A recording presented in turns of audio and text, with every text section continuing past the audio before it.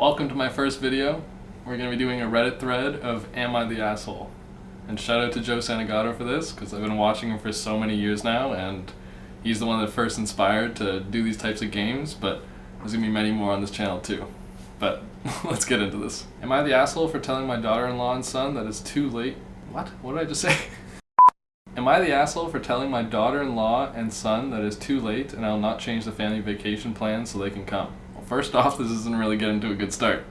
Every year I try to do a family vacation around Easter, and I asked everyone for their availability. The best days for almost everyone was a winter vacation. My DIL? Dad-in-law? Oh, daughter. My daughter-in-law and so told me that day wouldn't work for her, so they couldn't go. I asked if backup days would work, and it was a no. I feel like it's the hardest thing already to plan a vacation with just like one friend, coming from personal experience, but a whole family, especially if they're older. Usually the vacation is something that everyone can drive to. It was going to be the same until all the adults agreed the kids were old enough to leave the country. So now the trip is to Europe. Everyone has bought their tickets and I booked where we are staying. How could this go wrong? Everything's getting finalized. My son and daughter-in-law were not in the family vacation chat since they weren't going on the vacation. They heard about the plans and wanted to be added in. Well, I mean, you think about just like maybe a family vacation, maybe you just went down the street to some, I don't know, carnival or something, and now they're like, we're going to Europe. So they're like, yo, can I come? Like, what the hell? Why did you never tell us about it? I mean, I can honestly understand that. If I was the siblings, I would be like, y'all just gonna go to Europe and not even let us know? Like, maybe they've never been and they're like, yo, alright. She called me up asking about it and what they need to do. I asked her how she could get off work, and she explained she just could. What? She called me up asking about it and when they need to do. I'm the one having problems reading here. She called me up asking about it and they... I can't read. She called me up asking about it and what they need to do. I asked her how she could get off work and she explained she just could. I personally think she didn't want to go to the trip until she learned it was Europe and lied to me that she couldn't come in the first place. Okay, see, that's a little different. Yeah, she made up something like, oh, I can't go, nah, and then, oh, Europe? Yo, where are we going? France? Europe? Italy? Yeah, that's a different story. I told her it was too late, things are booked, and I'm not willing to pay more than I already have. I paid for the entire lodging. We need to upgrade to fit 2 more adults. She asked if I was serious and that it's cruel to not include them on a family trip around Christmas. I told her it is what it is and it's not my fault. My son is pissed. He told me that I can afford to add 2 more adults. That is true. I reiterated what I told his wife. He called me a jerk. I want an outside opinion. Am I the asshole? Yeah, it's a tough one. But it seems like there's something deeper with the dad, because if he can afford to spend the extra for the 2 adults, what is the problem if they can go?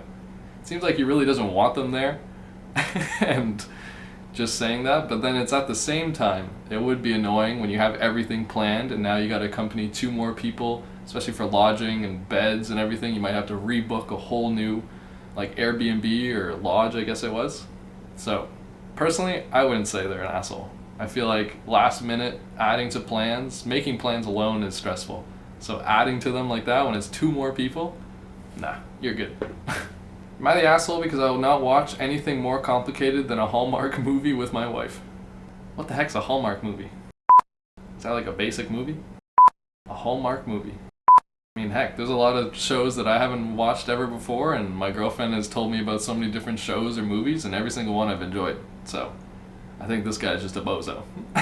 I love my wife. She's intelligent and sweet, also is beautiful inside and out. She teaches high school English and social studies. She loves novels and usually has several on the go. Okay. However, she cannot follow the plot of a movie to save her life, unless it's about a big city lawyer visiting her hometown to shut down the local factory, but instead reconnecting with her high school boyfriend. Ah, I see. I've known this about her for years and I've accepted it. I just like vegging with her, so I'm happy to see people rediscovering the magic of Christmas or whatever. Alright. When we were dating, we watched The Matrix. The questions she asked had me wondering about her.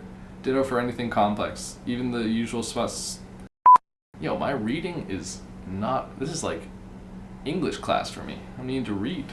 I mean, I like reading books, but yo, reading on this, it's... I don't know why my brain's not braining. Even the usual suspects where they lay everything out for you, she didn't get the ending. We had her sister and brother-in-law over for a couple nights on Friday. We made supper and the plan was to watch a movie. Her sister wanted to watch Shutter Island, and I will not spoil it, but the movie has many twists. The ending's awesome. Well, that's, I didn't need to know that. Maybe I wanted to watch it. Never heard the movie, but have to go watch it now. The ending's awesome. I try my best to suggest anything else. The new Laura Dern movie, when she bangs the kid from Hunger Games. They all ganged up on me and said we were watching Shutter Island. Alrighty. My wife proceeds to embarrass herself by not understanding the ending and asking questions that were not great. Am I the asshole for intentionally not watching complicated movies with my wife? I wouldn't say you're an asshole, but maybe you can come to some type of an agreement between the two of like, this will be a more complicated movie and like you really have to watch. But it's like, even the thing, I love talking during movies. I feel like I'm talking constantly in movies like, wait, who died there? Wait, who's that guy? Did we see that person? And I feel like, especially with my girlfriend and I, we watch Game of Thrones and it's like, I'm constantly asking questions. And she's watched it before, but it's like, even for her, sometimes she doesn't realize. So for myself, I feel like you're not the asshole, but it's just like, maybe when it comes to being with other people, you don't have to watch such a complicated movie if you know that your wife is gonna be embarrassing herself, I guess. But at the same time, who cares? I'm like, it's literally watching a movie. And if there's like big movie buffs, like maybe they'll be the ones to judge, but honestly, I wouldn't mind. I never even thought of it like that. I've probably embarrassed myself asking questions during a movie. People are like, yo, are you not watching it? But, it happens. Movies are movies. Sometimes you just don't understand what the heck's going on. Am I the asshole for coming to dinner basically topless? Hello. What the heck? I dreaded posting for a while because I'm afraid to be the asshole, but I just gotta know. So here it goes. My parents and brother-in-law came to visit and stay for a month with my husband, 27 male, and I'm 28 female, after I had my baby. For context, if it makes any difference, I'm German. Husband and his family are Italian. Well, that's a big bowl of spaghetti too. Oh no, wait, German is not. That's Swedish. I was gonna say the Swedish meatball, or I was gonna say German meatballs, but that's Swedish. Don't mind me. The baby was 3 months old at the time and I breastfeed her. Usually I would nurse on the couch in the living room, but because company was staying, I would go to my bedroom. After I nursed her, she falls asleep, and I'd take a nap and I would have some free time, since family was visiting. Since family was visiting, I tried to plan her naps around mealtime to spend time with my family uninterrupted. My mother-in-law has this thing that when food is on the table, you'd be there pronto. That's like my childhood. I feel like anytime dinner was ready, I'd be like playing a video game or doing something. And it's like, I hear my dad saying, dinner's ready. And I'm like, okay. Like 2 minutes, yo, dinner's ready. I'm like, go.